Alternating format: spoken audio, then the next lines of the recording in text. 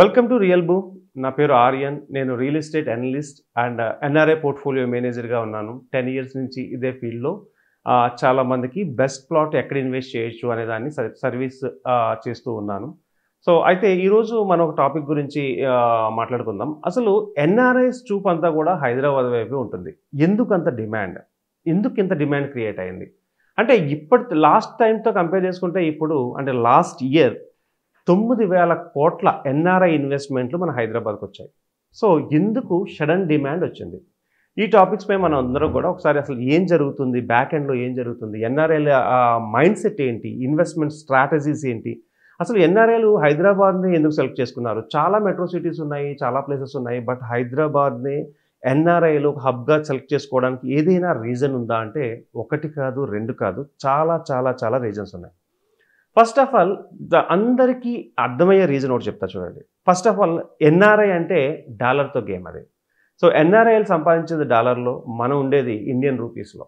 So dollar rate ఎప్పుడైతే తగ్గిందో అక్కడ ఇన్వెస్ట్మెంట్లు అక్కడి నుంచి ఇక్కడ ఫ్లో చాలా ఎక్కువ వచ్చింది. ఫర్ ఎగ్జాంపుల్ ఒకప్పుడు 89-90 రూపీస్ ఉండే డాలర్ వాల్యూ 81-82 వచ్చింది.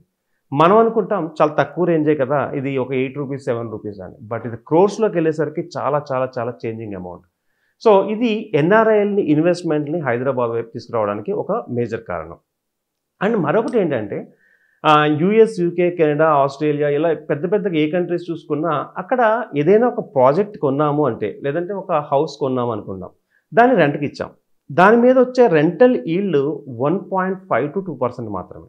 అదే హైదరాబాద్లో 1.5-2 కోట్లు పెట్టి ఒక అపార్ట్మెంట్ కానీ ఏదైనా ఒక తీసుకుంటే ఇక్కడ వచ్చే రెంటల్ ఈల్డ్ వచ్చేసి 4% నుంచి 4.5, కొన్ని ఏరియాల్లో 5% వరకు రెంటల్ ఈల్డ్ చాలా బాగుంది. అంటే same investment US, UK, Canada లేదా ఏదైనా ప్లేసెస్లో పెట్టే కంటే కూడా అదే ఇన్వెస్ట్మెంట్ని ఇక్కడికి వచ్చి పార్క్ చేయగలిగితే ఇక్కడ రెంటల్ ఇన్కమ్ కూడా చాలా బాగా వస్తుంది వాళ్ళకి. సో కాబట్టి వీళ్ళందరూ ఏం ఆలోచిస్తున్నారంటే అక్కడ ఇల్లులు తీసుకుని రెంట్కో దేనికో ఇచ్చే బదులు ఓన్ ల్యాండ్లో మన ఇండియాలో మన హైదరాబాద్లో ఒక ఫ్లాట్ తీసుకుందాం, దాన్ని రెంట్, అది కూడా ఎలాంటి ప్లేసెస్లో తీసుకుంటున్నారు, గచ్చిబౌలి, ఐటీ పీపుల్ ఎక్కడ ఉంటున్నారో ఆ ఏరియాస్లో వీళ్ళు ఇన్వెస్ట్ ఎక్కువ చేస్తున్నారు. దానివల్ల ఏమవుతుందంటే ఐటీ పీపుల్ ఎక్కువగా ఏం చూసుకుంటారంటే time saving, more than money saving, time saving అనేది ఐటీ పీపుల్కి చాలా చాలా ప్రిఫరబుల్.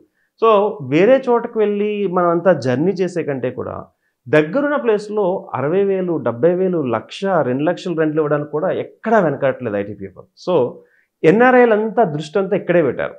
ఐటీ పీపుల్ ఎక్కడున్నారు వాళ్ళకి దగ్గరలో ఉన్న హౌసెస్ కొనుక్కుంటున్నారు లేదా ఫ్లాట్స్ కొనుక్కుంటున్నారు. దీనివల్ల రెంటల్ ఈల్డ్ చాలా బాగా వస్తుంది. నెక్స్ట్ థర్డ్ సినారియో చూస్తే ఇప్పుడు వేరే కంట్రీస్లో ఉన్న వాళ్ళందరూ కూడా డాలర్స్ సంపాదించుకుని ఎంతో కొంత సేవ్ చేసుకుంటారు. బట్ హైదరాబాద్లో ఎందుకు పెట్టాలనుకుంటున్నారంటే కొంచెం ఏజ్డ్ పీపుల్ ఎవరైతే ఉంటారో వాళ్ళ తల్లిదండ్రులు ఏజ్ అయి ఉంటుంది. సో చాలామంది అక్కడికి వెళ్ళి ఉండడానికి ఇష్టపడరు. ఎన్ఆర్ఐలు పిల్లలు అక్కడ ఉన్నా కూడా పేరెంట్స్ అక్కడ ఉండడానికి ఇష్టపడరు. సో దానివల్ల ఏమవుతుందంటే ఇక్కడ వీళ్ళ పేరెంట్స్ హ్యాపీగా ఉండాలి అంటే ఒక మంచి ప్లేస్లో ఒక లేదా అపార్ట్మెంట్ కానీ లేదంటే మంచి ప్లేస్లో ఇన్వెస్ట్మెంట్ ఆఫ్ ఓపెన్ ప్లాట్ కానీ, అంటే రేపు ఫ్యూచర్లో మంచి కూల్ ఏరియా కానీ లేదంటే గ్రీనరీ ఏరియా కానీ లష్ గ్రీన్స్ ఉన్న ఏరియాని వాళ్ళు సెలెక్ట్ చేసుకుని అక్కడ ఇన్వెస్ట్మెంట్లు పెడుతున్నారు. సో ఈ ట్రెండ్ ఎందుకు కొనసాగుతుందంటే సిటీలో పొల్యూషన్ బాగా స్టార్ట్ అయ్యింది. పెద్దవాళ్ళు ఏంటంటే ఆ పొల్యూషన్స్లో వాళ్ళు ఏమనుకుంటున్నారంటే మీకు తెలియదు ఏముంది, ఇప్పుడు పొల్యూషన్ రేషియో పెరిగే కొద్దీ పెద్దవాళ్ళు ఏంటంటే దాన్ని ఇష్టపడట్లేదు. సో వీళ్ళ పేరెంట్స్ని మంచి ప్లేస్లో ఉంచాలి అన్నప్పుడు ఏం చేస్తున్నారు, సిటీ అవుట్కట్స్ దాటి ఓఆర్ఆర్ దాటి ఆర్ఆర్ఆర్ వరకు ఉన్న మంచి ప్లేస్ని సెలెక్ట్ చేసుకుని ఆ ఏరియాస్లో ఇన్వెస్ట్మెంట్ ఓపెన్ ప్లాట్స్ మీద ఇన్వెస్ట్మెంట్ పెడుతున్నారు. వీళ్ళ పాయింట్ ఏంటంటే ఇప్పుడు ఇన్వెస్ట్మెంట్ చేసి ఇప్పుడే ఇల్లు కట్టేసి వాళ్ళ పేరెంట్స్ని చేంజ్ చేద్దామని కాదు, ఒక 4-5 ఇయర్స్ లోపల అక్కడ కూడా సిటీ డెవలప్ అవుతుంది, ఇన్ఫ్రాస్ట్రక్చర్ డెవలప్ అవుతుంది, మంచి అద్భుతమైన ట్రాఫిక్ లెస్ ఏరియా సెలెక్ట్ అయిన తర్వాత దెన్ వీళ్ళు వాళ్ళ పేరెంట్స్ని షిఫ్ట్ చేయడానికి కానీ ఎప్పుడైనా యూఎస్ నుంచో యూకే నుంచో వచ్చినప్పుడు ఒక 10 రోజులు ప్రశాంతమైన జీవితాన్ని గడపడానికి కానీ అవుట్కట్స్ సిటీ అవుట్కట్స్ దాటి ఇన్వెస్ట్మెంట్లు బాగా చేస్తున్నారు. సో ఈ రీజన్స్తో పాటు ఇంకేం రీజన్స్ ఉన్నాయి అంటే వాళ్ళు మన క్యాలిక్యులేషన్ ఎంత షార్ప్గా ఉంది అంటే డాలర్ రూపీ క్యాలిక్యులేషన్ అవ్వచ్చు, లేదంటే రెంటల్ ఈల్డ్ క్యాలిక్యులేషన్ అవ్వచ్చు. దీనితో పాటు వాళ్ళ మేజర్గా ఫోకస్ చేసేది ఏంటంటే రేపు రీసేల్ చేయడానికి ఇది ఎగ్జాక్ట్గా కరెక్టా కాదా, అది చాలా బాగా ఆలోచిస్తున్నారు. అంటే గేటెడ్ కమ్యూనిటీ ఓపెన్ ప్లాట్స్ మాత్రమే వారు ప్రిఫరబుల్ ఇస్తున్నారు. ఏదో ఒక ల్యాండ్ ఉంది, 5 acres ల్యాండ్ ఉంది, రోడ్డు దగ్గరే ఉంది, బట్ కొనట్లేదు. కొంచెం లోపలికి ఉంది. బట్ దీంట్లో ఎమ్యూనిటీస్ బాగున్నాయి. ఒక గేటెడ్ కమ్యూనిటీ లాగా ఫార్మ్ అవ్వబోతుంది అంటే మాత్రం ఇమ్మీడియట్‌గా వీళ్ళంతా అమౌంట్ తీసుకెళ్ళి అక్కడ పార్క్ చేస్తున్నారు. దీనివల్ల యూజ్ ఏంటంటే ఫ్యూచర్‌లో గేటెడ్ కమ్యూనిటీ అయితే సెక్యూరిటీ ఉంటుంది. సేఫ్ అనుకుంటున్నారు. At the same time resale టైమ్‌లో వాళ్ళ ఎగ్జిట్ ప్లాన్ కూడా ఎన్ఆర్ఎస్ ఎగ్జిట్ ప్లాన్ హ్యాపీగా 100% బెస్ట్ ఉంటుందండి. రేపు నేను రీసేల్ చేయాలంటే ఎవరిని అడుక్కోకర్ లేకుండా హ్యాపీగా ఆ గేటెడ్ కమ్యూనిటీ ఉందంటే ఆ గేటెడ్ కమ్యూనిటీ డెవలప్‌మెంట్స్ చూసి వాళ్ళు ఎలాగో రీసేల్ చేయడానికి చాలా ఈజీ అవుతుంది. అండ్ ఇంకొకటి అడ్వాంటేజ్ ఏంటంటే ఇదివరకిటికి ఇప్పటికి ఎన్ఆర్ఐఎల్ ఫ్లో ఎందుకు పెరిగింది? మనకి ల్యాండ్ ఎక్కడైనా చెక్ చేసుకోవాలంటే 2017కి ముందు వరకు పెద్దగా సోర్సెస్ ఉండేవి కాదు.